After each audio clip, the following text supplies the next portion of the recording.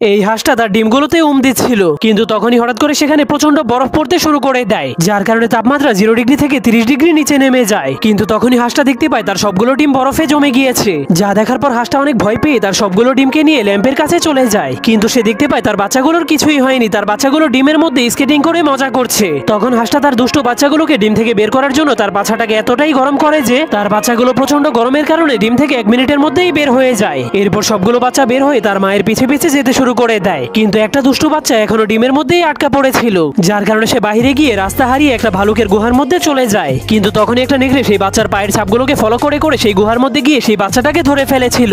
এরপর হাঁসটা যখন তার বাচ্চাগুলোকে গুনতে শুরু করে তখন সে বুঝতে পারে তার একটা বাচ্চা গায়েব হয়ে গেছে, যার কারণে সে পাগল হয়ে সব জায়গাতে তার বাচ্চাটাকে খুঁজতে শুরু করে দেয়। অনেক খোঁজাখুঁজির পর সে দূরবীনের সাহায্যে তার বাচ্চাটাকে খুঁজে পায়। তখন সেই নেকড়েটা অনেক মজা করে তার বাচ্চাটাকে রান্না করার জন্য প্রস্তুতি নিচ্ছিল, কিন্তু তখনই তার ঘরের ঘন্টা বাজলে নেকড়েটা দরজার ছিদ্র দিয়ে চেক করতে শুরু করে দেয়। কিন্তু তখনই হাঁসটা ছিদ্র দিয়ে আঙ্গুল ঢুকিয়ে নেকড়ের চোখগুলোকে ফাটিয়ে দেয়। এরপর হাঁসটা জলদি করে সেখানে গিয়ে তার বাচ্চাটাকে বাঁচিয়ে দেয়।